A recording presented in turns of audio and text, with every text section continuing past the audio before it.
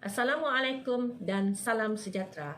Saya Maslinang binti Dianin, nombor matrik 6811271250940001. Pelajar jurusan Diploma Pendidikan Awal Kanak-kanak dari Pusat Pembelajaran OUM Kota Kinabalu, Sabah. Bagi mata pelajaran HDPS 1203, pengurusan tingkah laku kanak-kanak, kami diminta untuk memilih satu teori pengurusan tingkah laku kanak-kanak. Saya telah memilih teori pengurusan tingkah laku dari B.F. Skinner, iaitu teori pelaziman operan B.F. Skinner. Bermula dengan objektif tugasan. Objektif tugasan ini adalah untuk memberi pendedahan kepada pelajar mengenai teori pengurusan B.F. Skinner. Melalui teori ini juga dapat kita lihat bagaimana ia memberi implikasi terhadap pengajaran dan pembelajaran semasa di bilik darjah. Seterusnya, pengenalan teori pengurusan tingkah laku. Teori pengurusan tingkah laku adalah salah satu kajian saintifik mengenai dengan tingkah laku manusia dan membentuk perlakuan dalaman atau luaran satu individu atau kumpulan agar ia mempunyai tingkah laku yang bermanfaat, produktif dan diterima masyarakat. Perubahan tingkah laku ini dapat dilihat atau diukur dengan memberi tumpuan terhadap tingkah laku baharu yang diulang berterusan sehingga menjadi tingkah laku lazim. Teori tingkah laku adalah teori pembelajaran melalui idea di mana semua tingkah laku diperolehi melalui pelaziman dan pelaziman berlaku melalui interaksi dengan persekitaran. Ahli teori tingkah laku yang yakin bahawa tindakan kita dibentuk oleh rangsangan persekitaran. Teori tingkah laku adalah satu teori yang mengatakan bahawa pengulangan tingkah laku berlaku jika diberi pengukuhan. Pengukuhan ini adalah seperti perhatian yang mereka dapat sama ada positif atau negatif. Teori pelaziman operan adalah salah satu teori tingkah laku yang diperkenalkan oleh Edward Lee Thorndike dan Burrhus Frederick Skinner. Teori ini diasaskan oleh Edward Lee Thorndike dan kemudian kajian teori diteruskan oleh Burrhus Frederick Skinner. Menurut ahli-ahli teori ini, sesuatu organisma akan membuat gerak balas diingini apabila ganjaran diberikan selepas gerak balas itu. Burrhus Frederick Skinner, B.F. Skinner, adalah salah satu tokoh teori tingkah laku. Beliau merupakan seorang ahli psikologi Amerika Syarikat yang menjadi pelapor dalam bidang kajian pelaziman operan serta mendapat ijazah kedoktorannya PhD dalam bidang psikologi dari Universiti Harvard. Dalam kajian Thorndike, teori perikatan Thorndike iaitu teori RG, rangsangan dan gerak balas, B.F. Skinner telah menambah unsur peneguhan, di mana hasil kajian beliau mengatakan bahawa tingkah laku boleh dikawal menggunakan peneguhan yang sesuai. Beliau juga berkata bahawa pembelajaran akan berlaku jika ada rangsangan dan tindak balas dilakukan secara berulang. B.F. Skinner terkenal dengan kajiannya ke atas tikus dengan menggunakan kotak Skinner. Skinner percaya bahawa konsep yang berkaitan dengan tingkah laku tikus boleh diaplikasikan ke atas manusia. Berikutan merupakan eksperimen ke atas tikus dan kotak Skinner dengan menyelitkan unsur peneguhan positif. Pertama, tikus yang lapar dimasukkan ke dalam kotak Skinner. Seterusnya, tikus akan bergerak di sekitar kotak itu secara tidak sengaja akan menekan tuas. Apabila tuas ditekan, pelet makanan akan keluar. Selepas tikus ini dimasukkan beberapa kali ke dalam kotak, tikus akan belajar bahawa makanan akan keluar jika tuas ditekan. Perubahan menekan tuas akan diulang berkali-kali kerana tikus itu tahu bahawa ganjaran akan diberikan selepas itu. Di sini, peneguhan positif telah berlaku, di mana ia menguatkan tingkah laku pelaku apabila penghargaan diberikan. Seterusnya, ialah bagaimana unsur peneguhan negatif yang dimasukkan dalam eksperimen ini. Pertama, tikus dimasukkan ke dalam kotak yang dipasang dengan arus elektrik.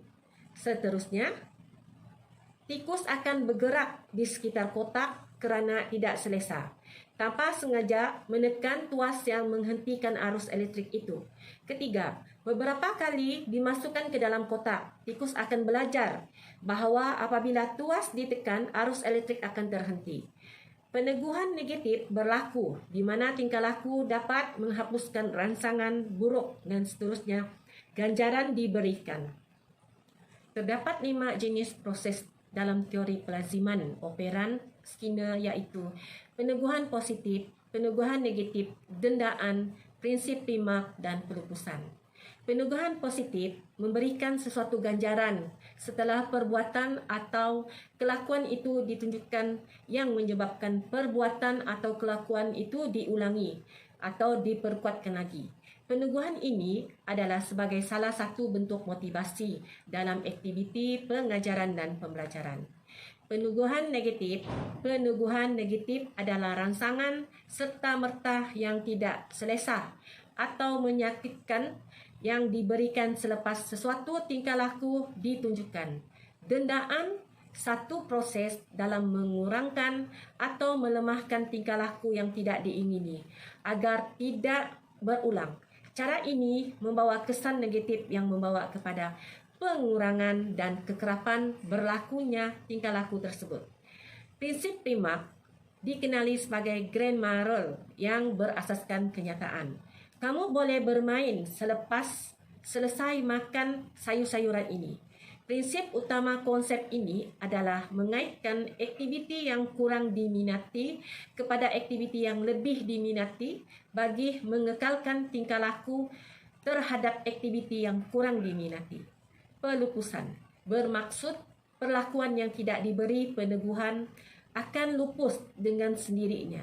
Ia memerlukan kesabaran dalam proses ini kerana hasilnya tidak akan datang dengan serta-merta. Contoh unsur peneguhan positif yang boleh diaplikasi di bilik darjah adalah tingkah laku pelajar mengemukakan soalan yang baik akan memberi kesan atau akibat yang positif dari guru. Dengan memberi pujian kepada pelajar, hasilnya pelajar akan mengemukakan banyak soalan yang lebih baik di masa hadapan. Peneguhan positif yang diberikan oleh guru dapat mendorong pelajar menghasilkan kerja yang bermutu tinggi. Seterusnya adalah implikasi teori kepada pengajaran dan pembelajaran. Pertama, peneguhan perlu diberikan secara berterusan dan diikuti secara berkala dalam mengukuhkan sesuatu kemahiran atau teknik yang baru dipelajari. Kedua, peneguhan positif dilihat berkesan dan menyeronokkan berbanding dengan peneguhan negatif yang memberi kesakitan atau kesan negatif. Ketiga, dalam mengubah tingkah laku yang tidak diingini, prinsip penghapusan dalam teori pelaziman operan lebih sesuai digunakan, misalnya menghentikan peneguhan yang diberikan dahulu, sama ada peneguhan positif atau negatif.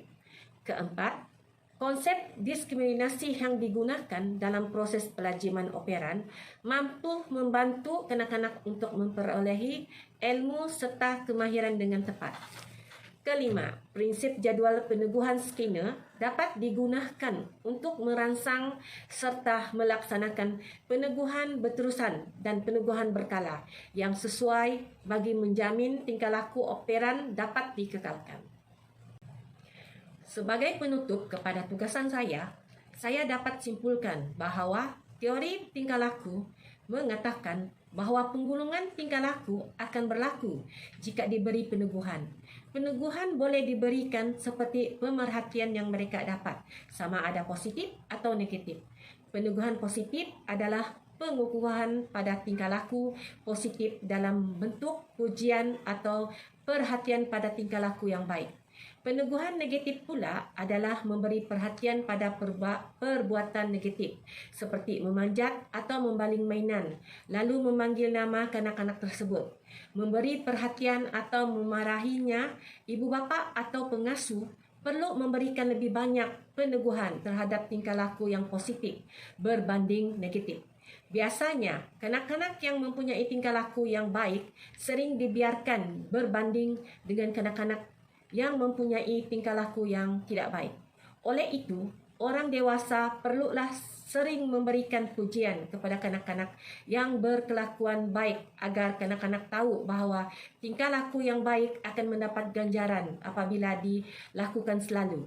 Tingkah laku negatif pula tidak harus dimarah atau didenda. Tetapi kanak-kanak perlu dijelaskan mengenai tingkah laku yang tidak baik agar mereka faham mengapa perbuatan seperti itu tidak patut dilakukan.